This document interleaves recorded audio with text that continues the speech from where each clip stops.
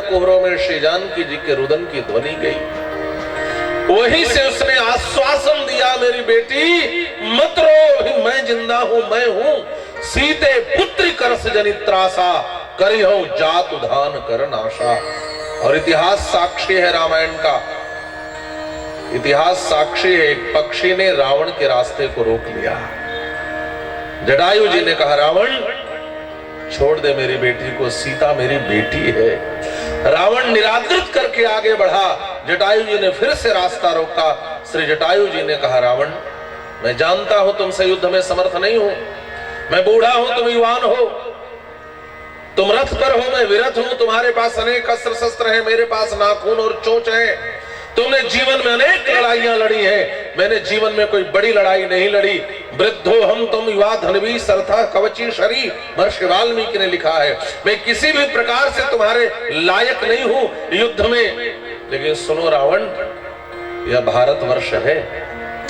भारत का बाप कितना भी बूढ़ा हो जाए, लेकिन उसकी आंखों के सामने कोई उसकी बेटी को हाथ नहीं लगा सकता। यह भारतवर्ष है। भारत का इतिहास हमें सिखाता है, इस भारत के पक्षी ने भी उस दुर्दांत दुष्ट रावण के रास्ते को रोक लिया। तस्य तीक्ष्ण नखाभ्याम तो चरणाभ्याम महाबलः, अपने तीक्ष्ण चंचुक प्रहारों से और अपने नाखून के नख प्रहार से रावण के शरीर को विदीर्ण कर दिया। महाराज, रावण के सारथी को मार दिया, रावण के रथ को भग्न कर दिया। निढाल रावण भगवती भास्वती जानकी जी को लेकर धरती पर गिर पड़ा है। 2 मुहूर्त तक रावण मूर्छित रहा। 2 मुहूर्त माने आप समझ रहे हैं, आज के शब्दों में कम से कम 48 मिनट तक रावण मूर्छित था। लेकिन मूर्छित रावण पर भारत के इस पक्षी ने प्रहार नहीं किया।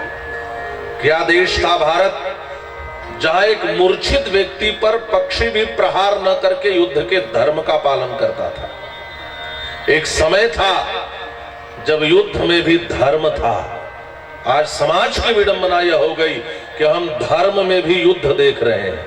आज धर्म के कार्यक्रमों में भी कहीं कहीं झगड़े देखे जाते हैं। विचार करना, एक समय था जब भारत के युद्ध में भी धर्म था। आज धार्मिक कार्यक्रमों में भी लोग आपस में युद्ध करने लगते हैं, झगड़ने लगते हैं। हमारे अयोध्या के एक संत कहते थे, प्राचीन रामायणी, कि जटायु जी कुछ नहीं करते तो रावण की आंख को तो फोड़ ही देते, अंधा हो जाता कि नहीं। लेकिन मूर्छित रावण पर प्रहार नहीं किया जटायु जी ने। जब रावण स्वस्थ हुआ तो रावण समझ गया यह पक्षी कोई साधारण पक्षी नहीं है। अपने अमोघ अस्त्र चंद्रहास को आहूत किया है और काटे सी पंख गिरा खगधरणी, सुमिर राम कर अद्भुत करनी। धरती पर जटायु जी गिरे। धरती पर गिरने का भाव, ये धरती श्री सीता जी की मां है, आपको पता होगा। मानो उस पक्षी ने धरती पर गिरकर कहा, मां मैं तुम्हारी बेटी की लाज की रक्षा तो नहीं कर पाया, लेकिन मैंने लड़ाई जरूर लड़ी है। आने वाला इतिहास इसको याद रखेगा। याद रखना, श्री जानकी जी आगे बढ़ी। शिक्षा क्या है? जिस देश का एक पक्षी भी एक नारी की लाज की रक्षा के लिए अपने प्राणों की आहुति दे देता है। आज जब ट्रेनों में, बसों में, सड़कों पर छिछले छिछोरे हमारे देश के मां बहन को छेड़ते नजर आते हैं, तो भारत की संस्कृति सर्वसार हो जाती है। क्या यह वह भारतवर्ष है जहां का एक पक्षी भी एक स्त्री की लाज की रक्षा के लिए अपने प्राणों की आहुति दे देता है? इसी बिहार के धरती के कवि हुए श्री चंद्रशेखर मिश्र, आपने नाम सुना होगा। उनकी बहुत प्रसिद्ध पंक्ति है, भारत में गिधवऊ मरी गईले। भोजपुरी में लिखा है उन्होंने, यह वह भारतवर्ष है जहां एक स्त्री की लाज की रक्षा के लिए एक पक्षी ने भी अपने प्राणों की आहुति दे दी थी। बात यही खत्म नहीं होती। वह रावण मां जानकी को लेकर के आगे बढ़ा। मां जानकी ने देखा ऋष्यमुख पर्वत पर 5 बंदर मौन बैठे हैं। श्री जानकी जी ने आवाज लगाई, रक्षा करो। वह 5 चुपचाप बंदर देखते रह गए बैठ करके। श्री जानकी जी ने अपने आभूषणों को उतारा, अपने चूड़ियों को उतारा, कंगनों को उतारा, नूपुर को उतारा, अपने अंग प्रत्यंग के आभूषणों को उतार कर इनके बीच में फेंक दिया। इसके 2 तात्पर्य हैं। पहला तात्पर्य तो यह है कि जो एक स्त्री की लुटती लाज की रक्षा न कर सके, उसे तो चूड़ियां पहनकर बैठ जाना चाहिए। मानो इन आभूषणों को फेंक दिया। और दूसरा तात्पर्य यह है कि यदि तुम सच में दुर्बल हो, निर्बल हो, तो अकेले मत बैठो, भगवान के चरण का आश्रय ले लो।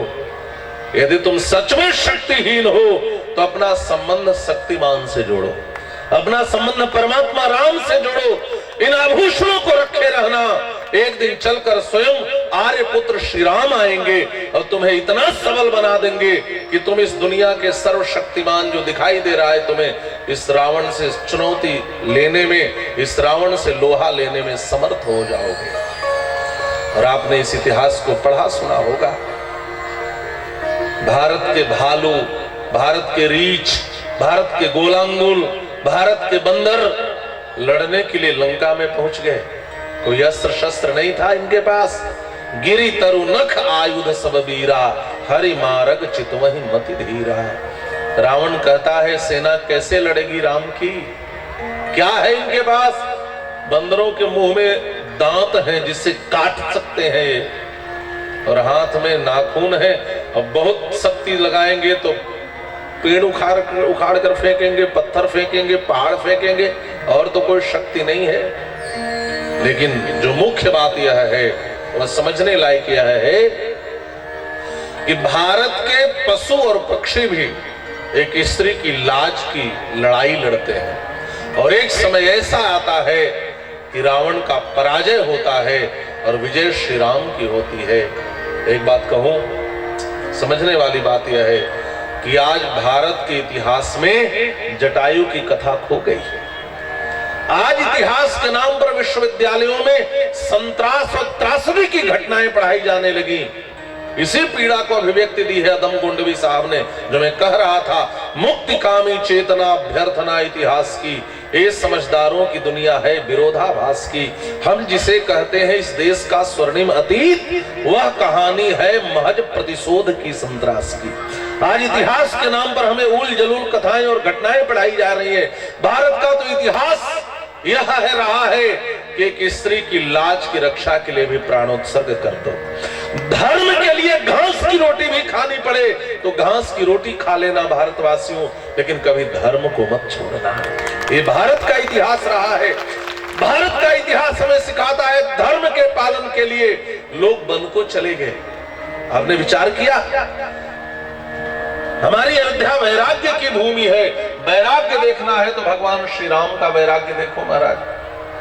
त्यक्त्वा सुदुस्त्यज सुरेश सितराज्य लक्ष्मी